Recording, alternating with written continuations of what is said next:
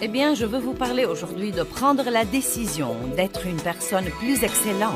Restez donc avec nous à l'écoute parce que le programme d'aujourd'hui pourrait vraiment vous changer la vie.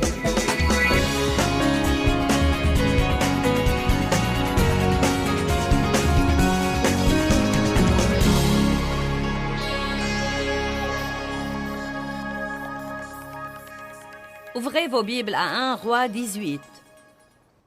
La troisième session de notre série sur Vivre avec excellence et intégrité, car je crois qu'une personne excellente finit ce qu'elle commence.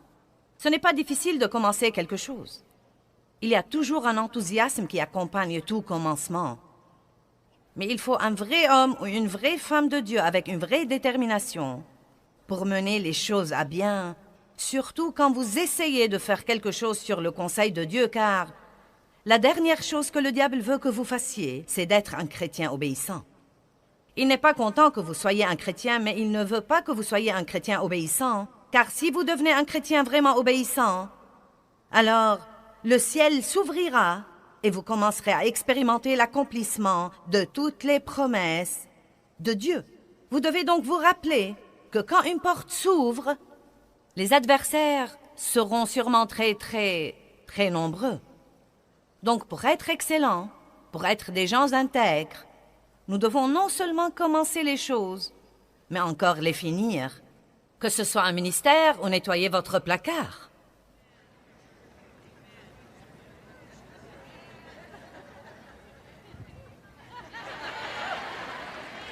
Ou bien nettoyer votre garage. Vous préféreriez que je n'aborde pas ce sujet, n'est-ce pas? Mais franchement et sincèrement, vous croyez que je me mêle de ce qui ne me regarde pas? Prenez soin des trucs que vous avez et ne vivez pas dans le désordre, car cela vous donnera mauvaise conscience à l'égard de beaucoup de choses dans votre vie. Regardez autour de vous et commencez quelque part et persévérez jusqu'à ce que vous arrangiez les choses, parce que le désordre de votre maison influe sur toutes les décisions que vous prenez. Les petites choses sont très importantes. Finissez donc ce que vous commencez. Comme je l'ai déjà dit, ce n'est pas facile de commencer quelque chose. Vous avez normalement des gens qui vous encouragent et vous avez tous les trucs émotionnels pour vous aider. Mais pour arriver à mener les choses à bien, il vous faut de la détermination divine. 1 Roi 18. Élie avait prié pour qu'il ne plût pas. Et la Bible dit qu'il ne tomba pas de pluie pendant 3 ans et 6 mois. Puis Élie pria qu'il plût, et il a dit au roi méchant Achab, dans le verset 41, Élie dit au roi Achab, « Monte, mange et bois, car il y a un bruit d'une abondance de pluie. » 1 Roi 18, 42, et Achab monta pour manger et pour boire.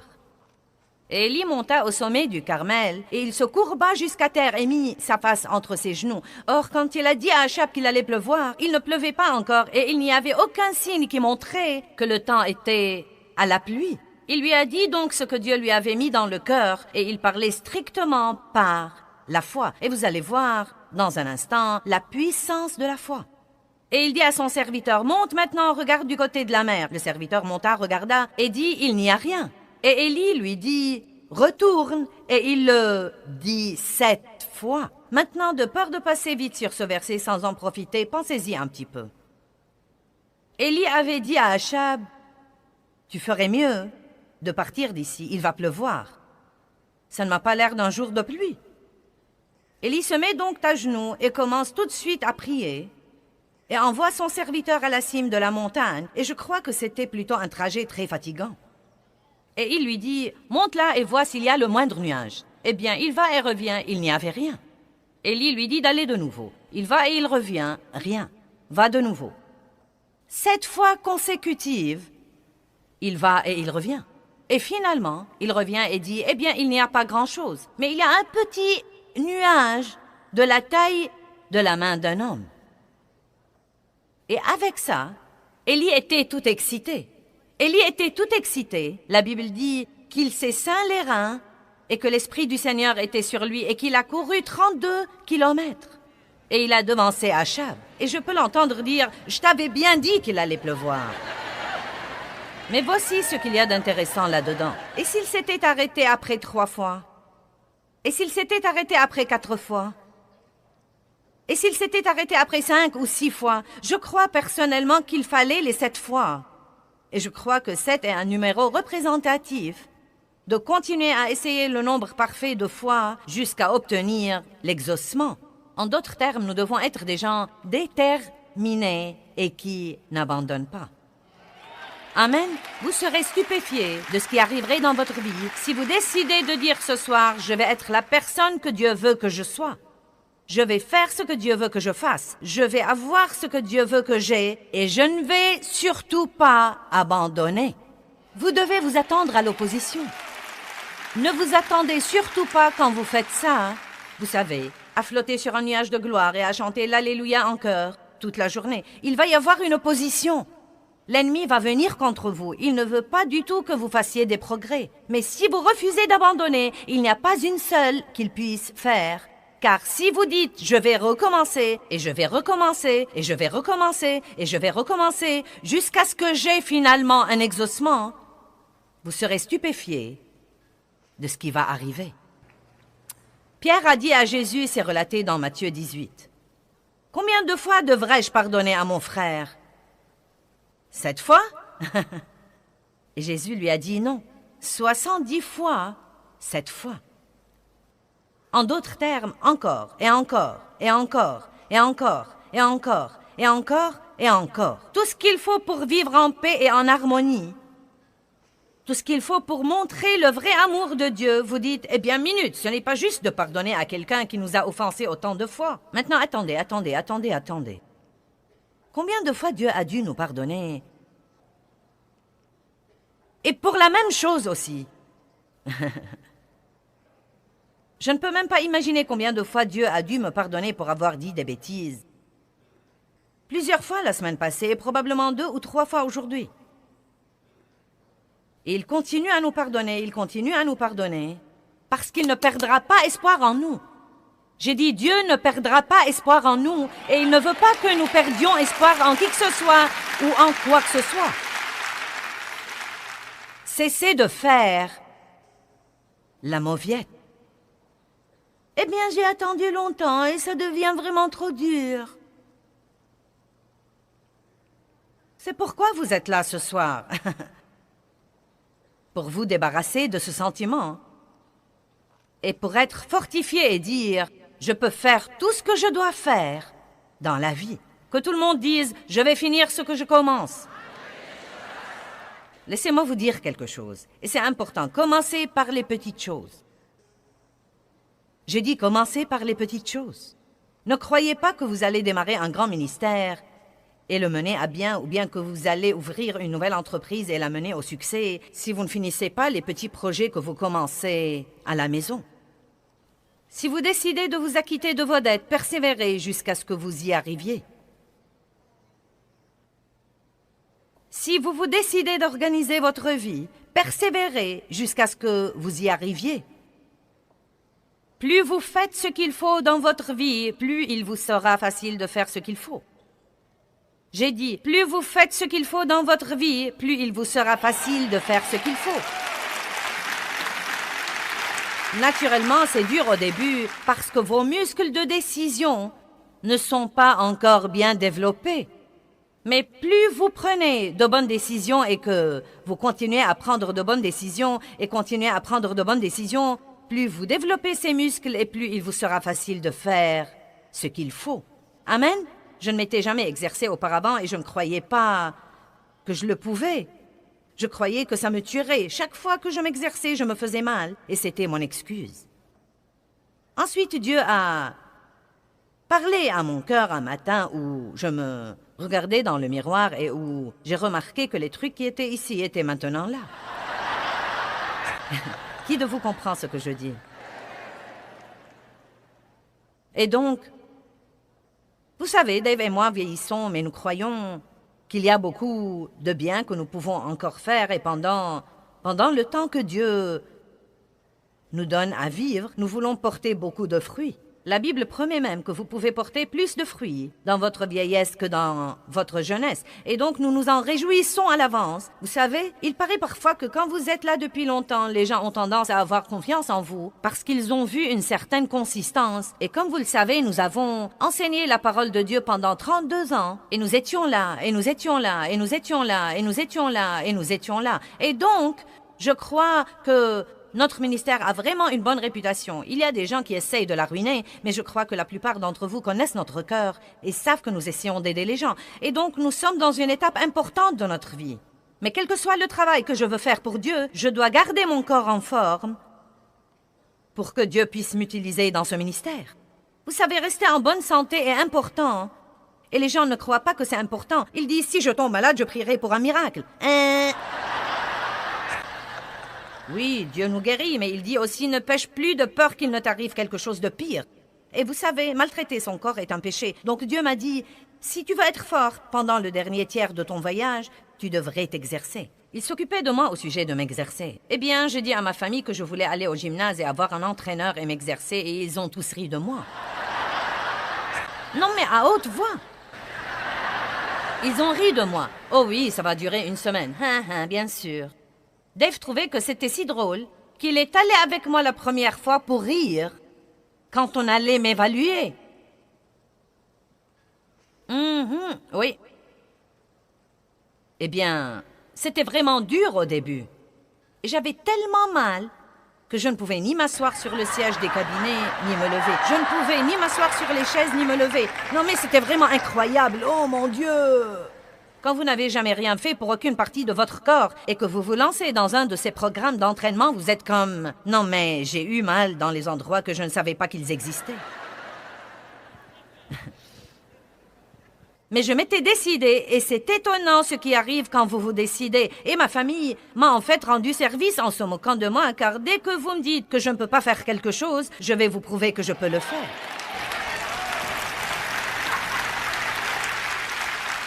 Nous voilà donc, 1 an et demi plus tard, et je ne manque jamais une séance, sauf si je ne suis pas là.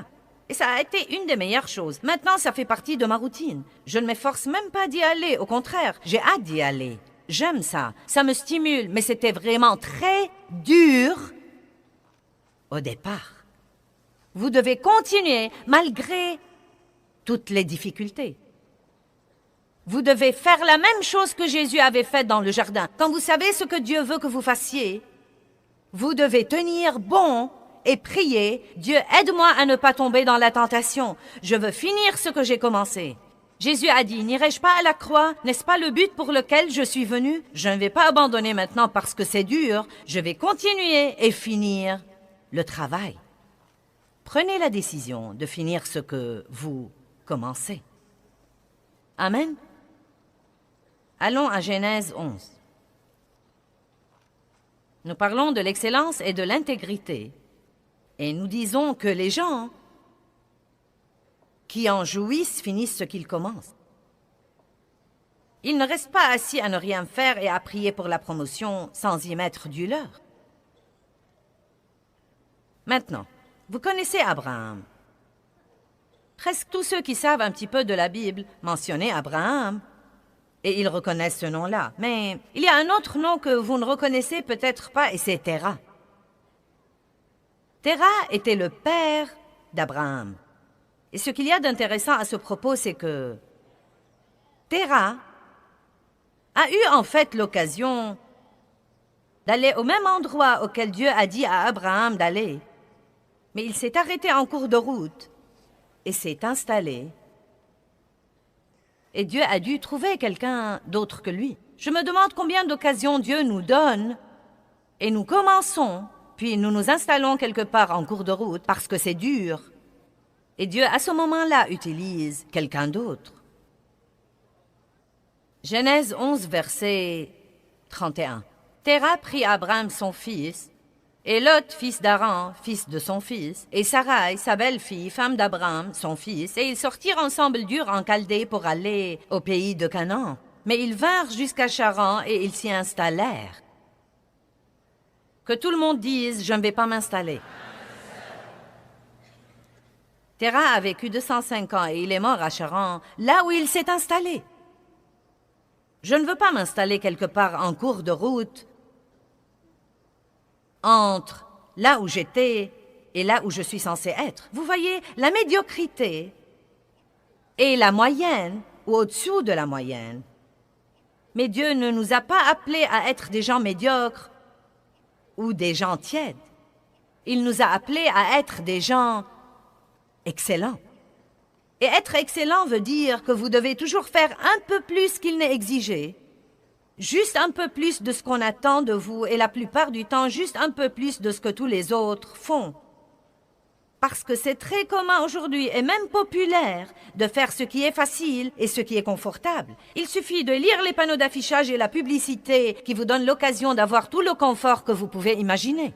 Et vous savez quoi? Tout le confort que nous avons, je ne suis pas très sûre qu'il nous aide autant que nous le croyons. Les gens aujourd'hui n'ont pas grand-chose à faire et ils se plaignent tout le temps. Pour laver les plats, nous pressons un bouton. Ensuite, nous nous plaignons car nous devons décharger les plats propres et les ranger. Nous jetons la lessive dans la machine à laver, nous pressons un bouton. Nous la mettons dans le sèche-linge, nous pressons un bouton, elle sèche. Ensuite, nous nous plaignons de devoir la sortir du sèche-linge et la ranger. Nous la mettons donc sur le cycle doux.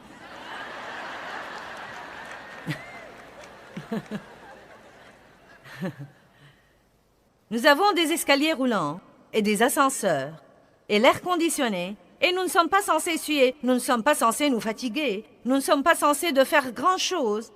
Et pourtant, nous nous plaignons probablement plus que toute autre génération.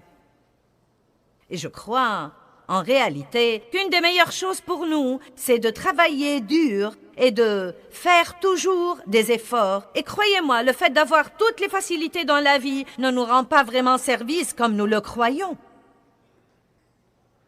C'est comme l'homme qui a vu l'œuf de l'aigle et qui a vu l'aiglon travailler dur et lutter pour sortir de la coquille. Il ne comprenait pas le style de vie de l'aigle. Il ne comprenait pas que Dieu a mis une petite dent au bout du bec de cet aiglon et qu'une partie de son développement pour devenir un aigle était de picoter, picoter, picoter, picoter, picoter, picoter, encore et encore et encore et encore et encore et encore et encore et encore, jusqu'à ce qu'il puisse sortir de cette coquille. Et que c'est là qu'il acquiert la ténacité pour être l'aigle que nous tous admirons, pour avoir essayé encore et encore et encore pour sortir. Mais cet homme a vu ce qui arrivait, a voulu lui faciliter la tâche, et l'aiglon n'a pas survécu. Nous devons très souvent prendre le parcours le plus dur pour notre protection. Donc quand vous pensez que Dieu aurait pu vous faciliter les choses et il ne l'a pas fait, sachez qu'il bâtit en vous la foi dont vous aurez besoin plus tard. Ces années où nous avons d'abord démarré notre ministère et les 6 années où nous avons dû espérer en Dieu pour toutes choses, non mais les chaussettes, les sous-vêtements, les casseroles, les chaussures, non mais tout. Et j'avais quitté un travail à plein temps et je m'attendais à ce que Dieu nous bénisse. Et j'étais loin de me douter qu'il nous bénissait d'une façon plus profonde. Il nous apprenait à lui faire confiance. Non mais il nous apprenait à lui faire vraiment confiance car j'étais autrefois une femme habituée à m'occuper de moi-même. Mais j'avais ma limite. Il y avait une limite à ce que je pouvais faire et Dieu savait que dans la situation où il me mettrait, j'aurais certainement besoin de beaucoup plus que je ne pourrais jamais me procurer. Il a dû donc supprimer ce que j'avais et m'amener à me fier complètement à lui et je ne comprenais pas ça. Nous ne comprenons jamais quand nous sommes de ce côté des choses. Ce n'est que quand nous passons à l'autre côté des choses que nous comprenons vraiment ce que fait Dieu. Maintenant, avec toutes les finances dont ce ministère a besoin, c'est bien que j'ai appris à espérer en Dieu pour les chaussettes et les sous-vêtements. Beaucoup de gens veulent que Dieu fasse quelque chose de grand pour eux, mais ils ne sont pas prêts à être fidèles dans les petites choses que Dieu leur donne à faire. Si vous vous demandez pourquoi vous n'avez pas été promu dans l'Église, alors que vous prêchez mieux que le pasteur et chantez mieux que le leader de l'adoration, Puis-je vous dire quelque chose? Il vous faut beaucoup plus que votre don pour réussir. J'ai dit, il vous faut beaucoup plus que votre don pour réussir. Tant de gens ont un don qui peut les prendre quelque part, mais pas assez de caractère pour les garder là une fois qu'ils y arrivent. Et Dieu ne cherche plus des gens qui le mettent dans l'embarras devant le monde. Donc, oui, peut-être que nous avons des dons, mais notre période d'attente teste tous ces autres trucs. Allez-vous finir ce que vous avez commencé? Allez-vous être une personne excellente, même à la maison quand personne ne vous voit derrière les portes fermées?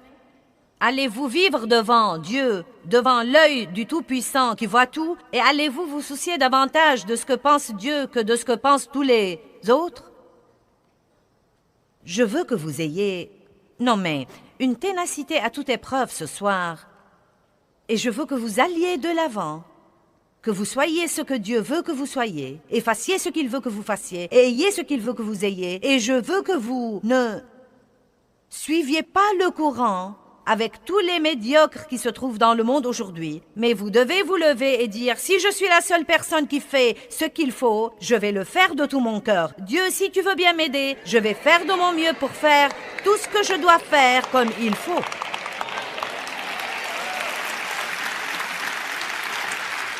Je vais essayer encore et encore et encore. Eh bien, Terra s'est installé à Charan et il est mort à Charan et j'aime ça. Tu meurs là où tu t'installes. Et beaucoup de gens meurent avant de mourir physiquement. Ils s'installent quelque part là où ce n'est pas ce qu'ils avaient dans le cœur, pas là où Dieu les a appelés à être. Maintenant, ils n'ont pas de vrai but, ils n'ont pas une vraie vie en eux. Ils s'ennuient, ils sont malheureux, déprimés, grognons et difficiles à vivre. Parce qu'ils se sont installés et n'ont pas persévéré pour avoir la meilleure chose que Dieu avait pour eux. Donc Dieu va essayer de nouveau. 12:1. Maintenant, à Charan, l'Éternel dit à Abraham, « Va-t'en pour toi-même, pour ton bien, de ton pays et de ta parenté et de la maison de ton père dans le pays que je te montrerai. Et si tu fais ça, je ferai de toi une grande nation, et je te bénirai d'une abondance de bénédictions. Je rendrai ton nom célèbre et éminent, et tu seras une bénédiction, et tu la prodigueras aux autres. » C'est quasiment la promesse la plus grande que Dieu puisse faire à quiconque. Mais Abraham a dû quitter tout ce qui le sécurisait, tout ce qui lui était familier, et il a dû partir quelque part dans la foi et la confiance en Dieu sans savoir où il se dirigeait. Ça a dû être dur. Mais il a persévéré et il a obéi à Dieu, et il est devenu l'homme avec qui Dieu a fait la première alliance et a béni les nations par lui. Vous n'avez pas la moindre idée de ce que Dieu peut faire par vous. Ne vous asseyez pas et ne restez pas bouche bée devant ceux qui montent en chair et ne dites pas « si seulement ». Vous n'avez pas besoin de souhait mais de volonté. Vous devez bien savoir que tout ce que Dieu fait pour une personne, il le fera pour une autre. Peut-être que vous ne prêchez pas, vous ne chantez pas, vous ne faites pas dans l'équipe d'adoration, vous n'avez pas votre entreprise, mais il se peut que vous l'ayez. L'essentiel, c'est que quoi que vous fassiez, vous pouvez le faire avec excellence et vous pouvez glorifier Dieu par ce que vous faites. Dieu ne nous a certainement pas appelés à la médiocrité, mais il nous a en fait appelés à être des gens excellents. Dieu est un Dieu excellent et quand nous parcourons la Bible, nous voyons que tous les héros de la Bible, les gens de la Bible dont nous aimons raconter les histoires, étaient tous des gens excellents. Ils ont fait des choix excellents, ils n'ont pas fait ce qui était facile et confortable, mais ils ont fait le mille supplémentaire.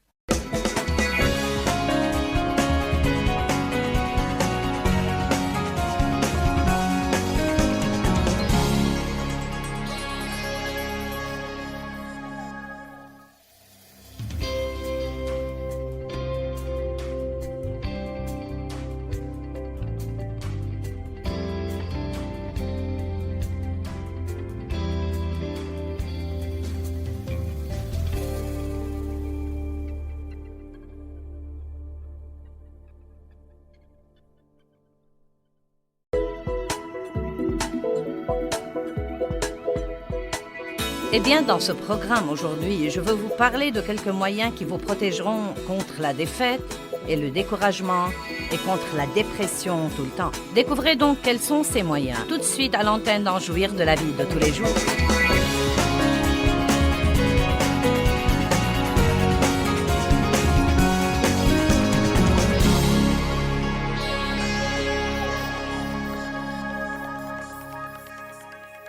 J'aime ce que dit l'apôtre Paul dans Actes 20, 24. J'ai déjà fait toute une série là-dessus. Il dit « Mais aucune de ces choses ne me tente, et je ne fais aucun cas de ma vie non plus, pourvu que j'accomplisse ma course avec joie. » Et j'aime ça. La Bible rapporte dans Jean 17 que Jésus a dit « Et maintenant, Père, glorifie-moi, j'ai achevé l'œuvre que tu m'as donnée à faire. » Savez-vous comme c'est facile de dire quand vous commencez à vous lasser « Je vais m'installer là ?» Mais je veux que vous soyez le genre de personne, et je veux être le genre de personne qui dit « Recommence, recommence. » Et je veux être le genre de personne qui, même si je ne vois qu'une petite lueur d'espoir, de la taille de la main d'un homme, pouvez-vous imaginer un nuage de la taille de votre poignet là-haut dans le ciel? Et quel peu d'espoir cela pourrait vous donner? Mais Élie, parce qu'il était un homme de foi, a refusé d'abandonner. Il l'a considéré comme un grand signe de Dieu. Je veux être le genre de personne qui est facilement enthousiasmée par le moindre signe que Dieu lui donne. Et vous savez quoi? Je crois que si vous sortez du découragement et du désespoir et de la dépression, et que si vous regardez autour de vous, vous verrez qu'il y a des signes que Dieu vous donne dans votre vie. Ne regardez pas ce que vous n'avez pas, regardez ce que vous avez. Ne regardez pas le chemin qu'il vous reste à faire, regardez le chemin que vous avez déjà fait. Il y a des signes comme quoi vous changez. Il y a des signes que Dieu travaille. Et nous devons être excités par ces signes au lieu d'appréhender tout le reste qui doit être fait. Maintenant, je crois qu'il nous serait plus facile d'être excellents si nous comprenons vraiment et si nous savons que Dieu nous voit tout le temps.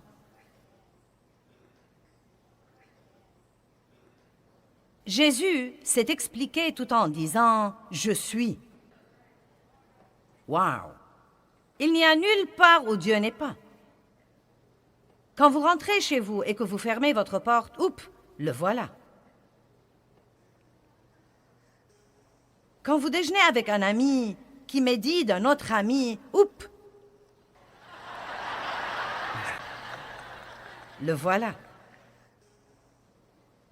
Quand vous fouillez dans votre portefeuille pour décider de l'offrande que vous allez donner, et que vous évitez les billets de 100 et 50 et 20 et 10 et 5 et que vous trouvez ce billet d'$1,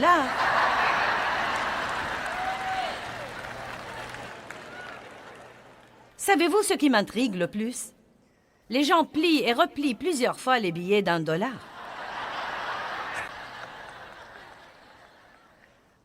Mais si quelqu'un, par contre, donne le grand truc, il ne le plie pas comme ça, il le met carrément là. Dieu est là. Il a vu l'offrande de la veuve.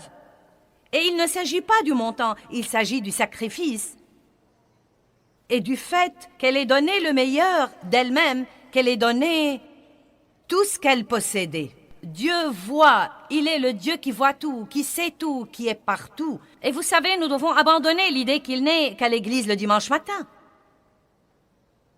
Bonjour. Il vous suivra quand vous sortirez d'ici et verra combien de gens vous allez renverser pour sortir du parking le premier.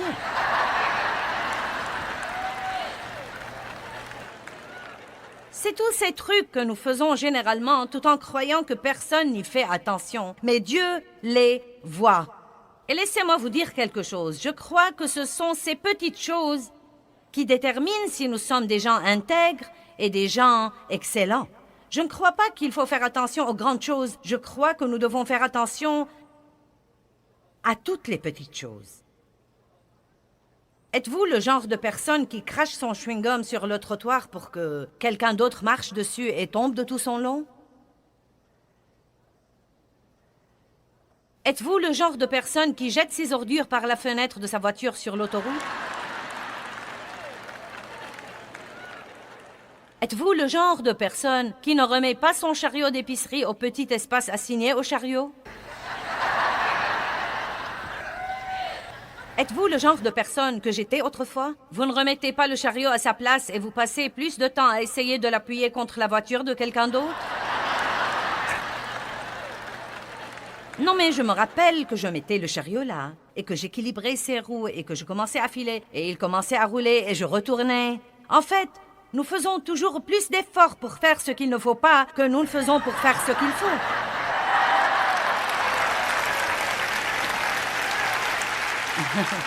Dieu s'est occupé de moi quand j'ai commencé le ministère. Il m'a dit, si tu fais 3 choses, je bénirai ton ministère. Il y en a évidemment plus que 3, mais ces choses-là étaient fondamentales et importantes.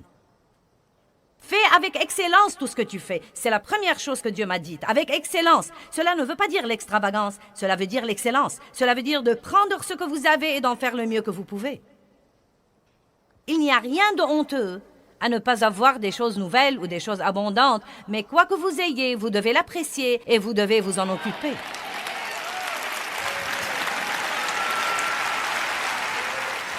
Certains d'entre vous n'ont rien qui vaille, et tout ce que vous faites, c'est de vous plaindre du peu que vous avez, et vous restez assis à le voir pour rire.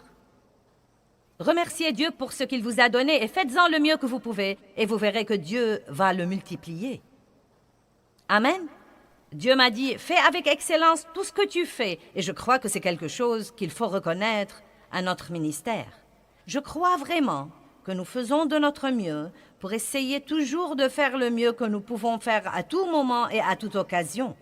Maintenant, quand nous repensons aux choses que nous avions faites il y a 20 ans, nous nous disons « Oh, ça alors !» Non, mais je me rappelle les couvertures de notre matériel et nos lettres mensuelles et tous ces trucs-là dont l'illustration était des autocollants, des trucs que vous tirez de petits livres comme Stick People. Vous savez, nous les trouvons si drôles quand nous les regardons maintenant. Mais c'est là où nous en étions.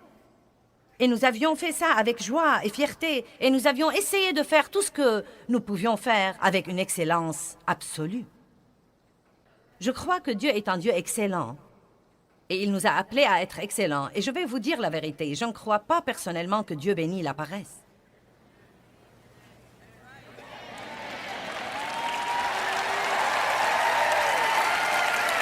La pire condition dans laquelle nous puissions nous retrouver, c'est de laisser cet esprit paresseux, léthargique, pathétique, de passivité, nous contrôler. Dieu nous a donné le libre arbitre et il s'attend à ce que nous l'utilisions. Il suffit de lire les psaumes où David dit « C'est le jour que l'Éternel a fait, je bénirai ». Il n'a pas dit « J'ai envie de bénir », il a dit « Je bénirai ». Le Seigneur, ô mon âme, il se donnait un ordre que tout ce qui est en moi bénisse son saint nom. Je marcherai dans l'intégrité au milieu de ma maison, a-t-il dit. Je dirai des choses excellentes. Nous devons faire, écoutez-moi, je veux vous donner un mot exprès. Écoutez-moi bien, tout ce que nous devons faire comme il faut, nous devons le faire exprès. Quelqu'un a aimé ça?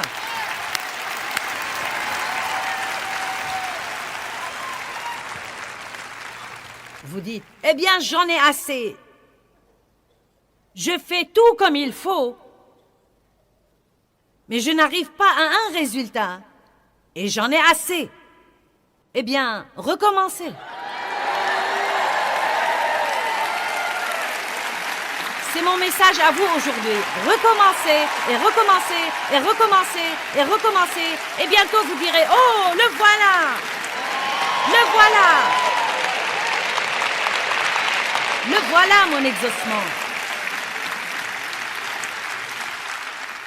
Si vous êtes assez déterminé, il n'y a pas un diable en enfer qui puisse vous vaincre.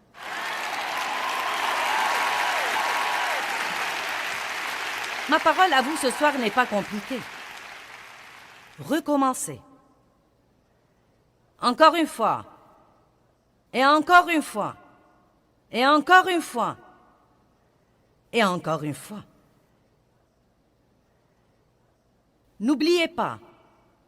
N'oubliez pas que Dieu voit tout. Surtout les petites choses. Je ne savais pas grand-chose sur l'excellence quand j'ai démarré mon ministère.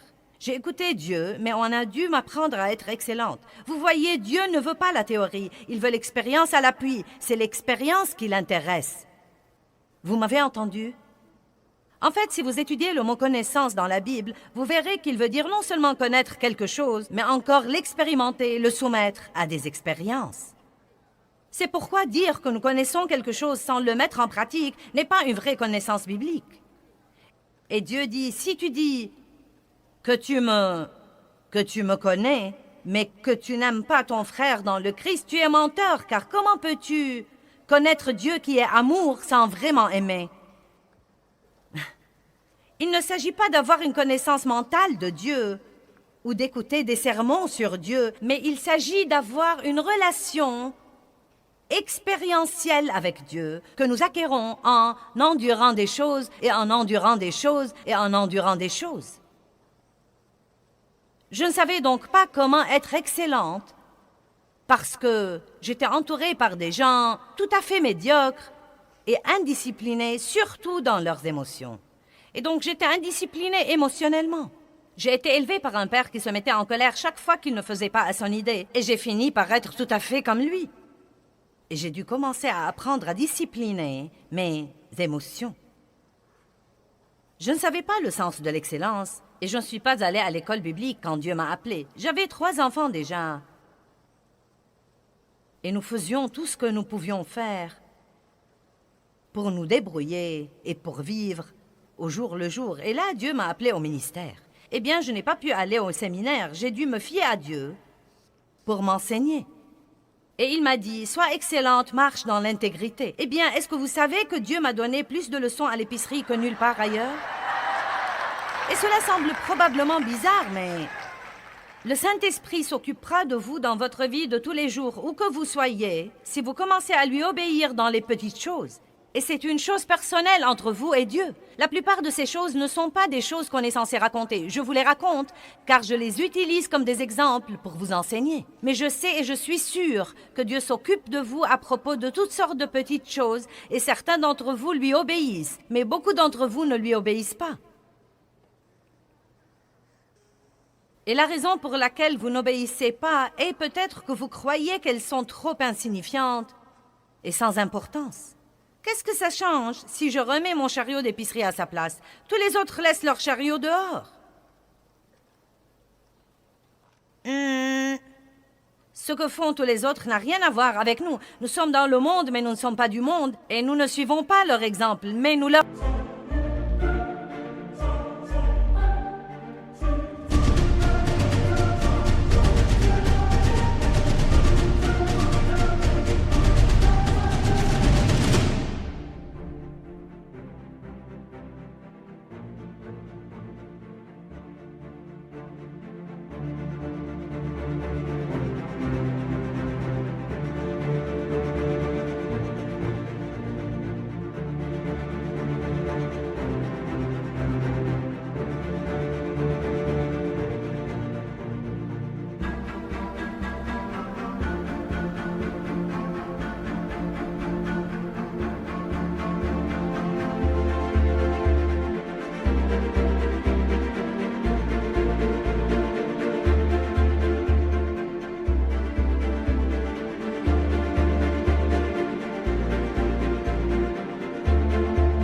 Donnons l'exemple.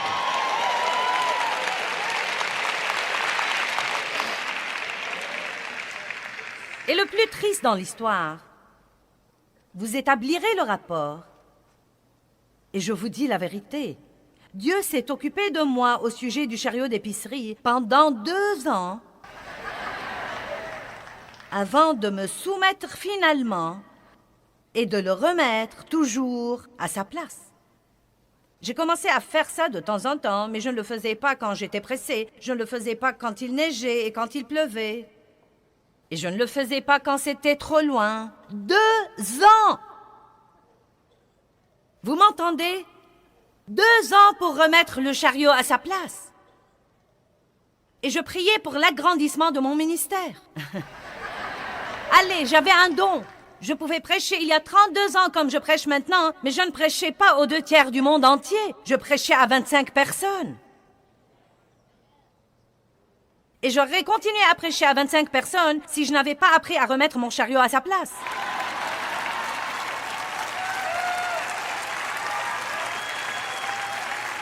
Allez!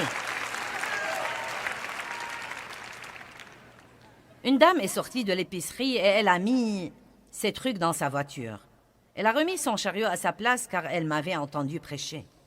Une autre dame marchait à côté d'elle avec son chariot. Elles se sont regardées et ont dit « Joyce Meyer ?»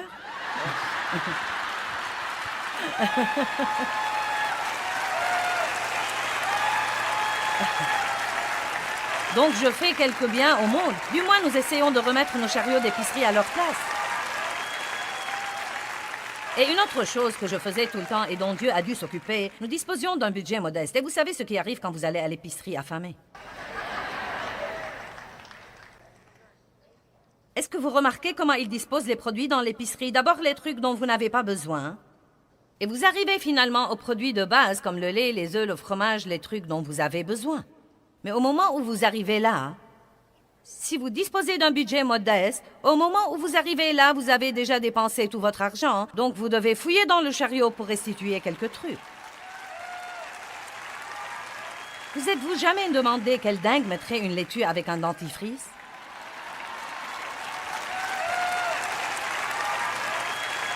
C'était moi.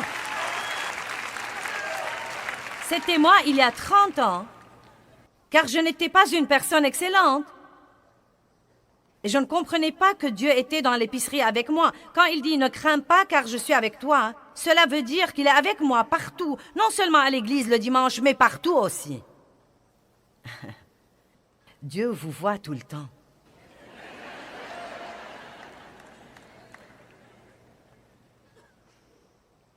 Je veux que vous commenciez à dire 20 fois par jour, à haute voix, « Dieu est là avec moi et il me voit ». Allez, je vous défie, Dieu est là avec moi et il me voit. Et je veux que vous le disiez tous les jours jusqu'à ce qu'il devienne une vraie révélation dans votre vie, comme quoi tout ce que vous dites est fait et pensé, et toutes les décisions que vous prenez, et toutes les attitudes que vous avez, et tous les choix que vous faites, Dieu les voit.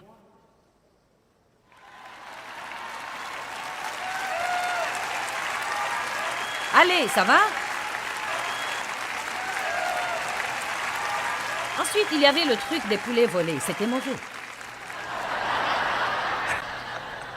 Vous dites, qu'entends-tu par poulet volé? Je découpais dans le journal ces coupons qui disaient que les poulets étaient en solde. Chaque famille avait droit à 3. Mais je ne voulais pas 3, je voulais remplir mon congélateur. Donc je prenais Dave et nos enfants et nous achetions chacun 3.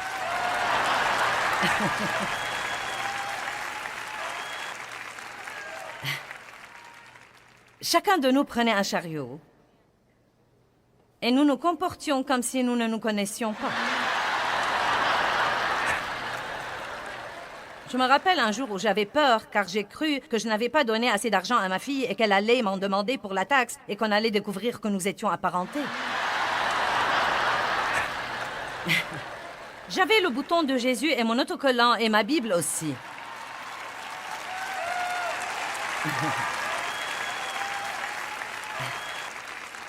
Et Dieu a commencé à me dire, « Joyce, sais-tu que ce que tu veux cacher est forcément quelque chose de mauvais? »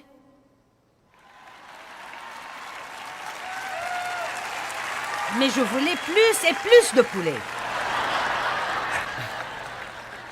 Je prêchais ce message il y a très longtemps dans une église au Tennessee et le pasteur était assis au premier rang. Vous savez, tous les anciens étaient assis là-haut. Et je prêchais et j'ai raconté l'histoire des poulets. Et le pasteur a bondi. Il était grand de taille et il a donné un coup de pied à sa jambe et a déchiré le fond de son pantalon. Mais c'est une autre histoire. Il a bondi, il a montré sa femme du doigt et il lui a dit « Tu m'as transformé en voleur !»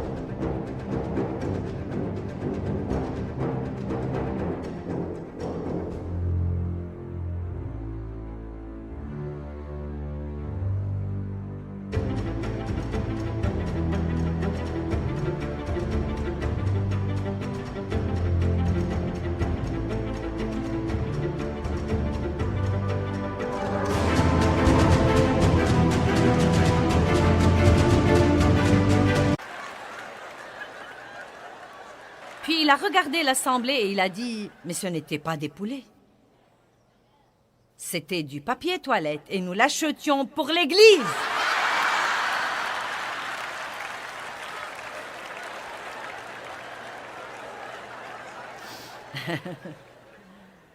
Un jour, nous avons fait la queue avec nos poulets et nous sommes passés inaperçus, sans être attrapés. Je n'oublierai jamais ce que Dieu m'a dit. Félicitations, Joyce, tu viens de voler 3 poulets. Je suis allée à l'école biblique et à l'école de l'excellence et de l'intégrité, dans l'épicerie, et dans le marché, et dans le quartier, et avec toutes ces petites choses à la maison, derrière les portes fermées. Je ne sais pas ce que vous en pensez, mais je crois que si je n'avais pas passé ces tests, je ne serais peut-être pas ici avec vous aujourd'hui. Vous pensez peut-être que c'est fou, mais je le crois au très fond de mon cœur, je le crois. Je crois que si nous ne sommes pas fidèles dans les petites choses, Dieu ne nous confiera pas grand-chose. Et je vous défie de commencer à vous occuper des possessions des autres de la même façon dont vous voulez qu'ils s'occupent des vôtres. Amen. Quand vous louez une chambre d'hôtel, ne posez pas des tasses humides sur les tables en bois parce qu'elles ne sont pas les vôtres et que vous vous en fichez. Allez, il y a toutes sortes de trucs que nous faisons, mais nous devons marcher dans l'intégrité. Si on vous rend trop de monnaie quand vous faites vos courses, n'agissez pas comme si Dieu vous bénissait, rendez-la. Eh bien, ma belle, crois-moi, je viens de prier pour une bénédiction et la voilà. Non, vous êtes sur le point de devenir voleur et vous en attribuez le mérite à Dieu.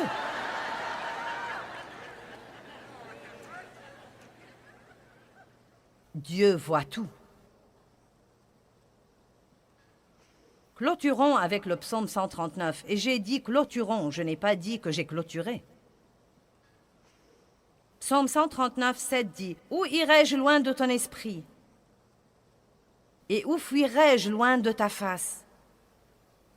Si je monte aux cieux, tu y es. Si je me couche au Sheol, au séjour des morts, t'y voilà. Si je prends les ailes de l'aurore et que j'aille habiter à l'extrémité de la mer, là aussi ta main me conduira et ta droite me saisira. Si je dis, au moins les ténèbres me couvriront... »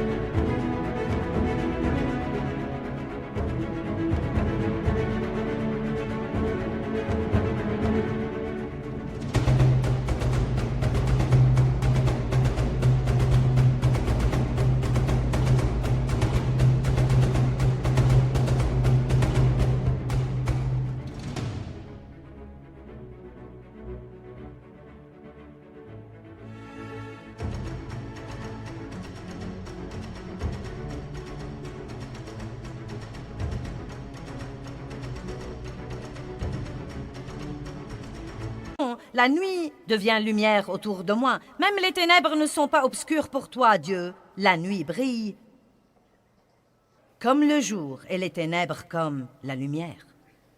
Dieu est partout et il peut voir tout.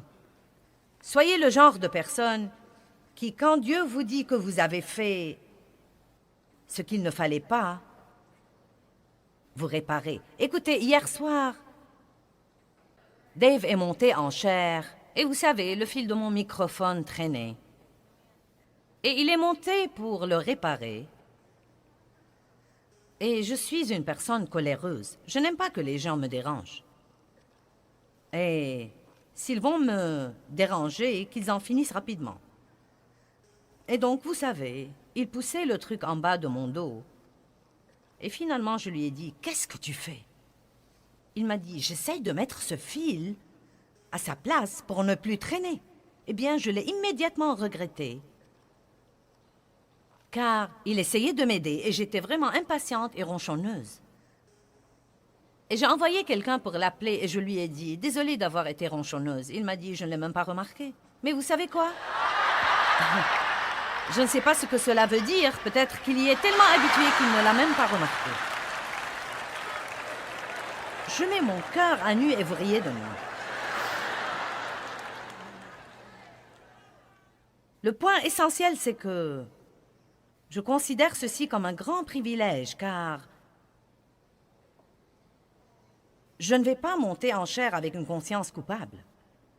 Je ne vais pas monter avec une conscience coupable. Et c'était mieux pour moi de faire ce 1000 supplémentaire. Allez, de faire ce 1000 supplémentaire au cas où ceci l'aurait vraiment gêné. Parce que si c'est le cas, ça me gênerait de penser que je l'ai blessé et que je l'ai gêné. Et franchement, ceci aurait entravé mon onction. Vous savez quoi? Débarrassez votre vie du rebut. Quand vous savez que vous avez fait ce qu'il ne faut pas, ne le dissimulez pas avec une excuse. Admettez-le, demandez à Dieu de vous pardonner et aux gens de vous pardonner. Et prenez la décision ce soir de vivre votre vie au-dessus de la moyenne, de ne pas être une personne médiocre, mais d'être une personne excellente sur qui Dieu peut vraiment compter. Allez maintenant, levons-nous et rendons gloire à Dieu.